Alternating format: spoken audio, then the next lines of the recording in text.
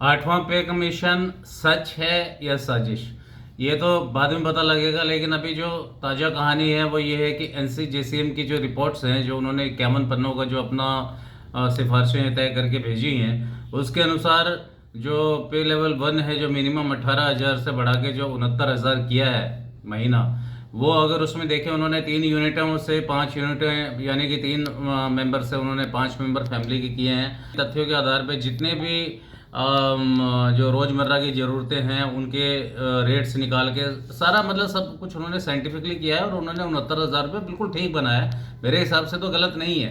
लेकिन जो इन लोगों के पेट में दर्द पड़ना शुरू हो गया है कि भाई इतना क्यों, इतना क्यों, इतना क्यों, तो भाई साहब सुनो, ये इन जवानों के साथ ना, जो अगर 19-20 हो जाए, पहली बात तो ये है, अगर 19-20 हो जाता है तो फिर तो पूरी नस्ल बर्बाद हो जाती है।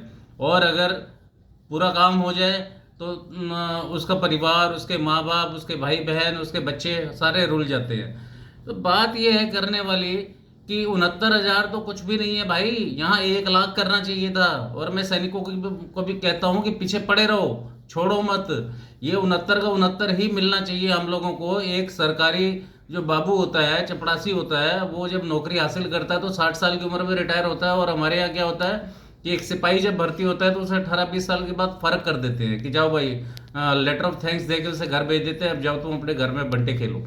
तो बात सॉरी, बात ये होती है कि मानवता भी कोई चीज़ होती है। मानवता के आधार पे हमारी जितनी तनख्वाह बनती है, जो एनसीजेसीएम ने जो रिपोर्ट शाया की है वो बिल्कुल सही है।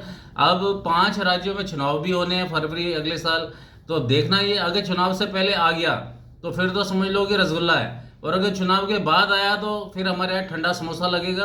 तो इसलिए सैनिकों से और सैनिक संगठनों से सबसे अपील है, रेलवे इधर उधर सब, कि खींच के रखो काम। और ये 69 का 69 ही रहना चाहिए, नीचे ना आने दें। इसी में हमारी कामयाबी है और ये हमारी जीत होगी। इस बार अगर चूक गए ना तो फिर ये हर बार सरकार हमें कच्चा ही देती रहेगी। जय हिंद।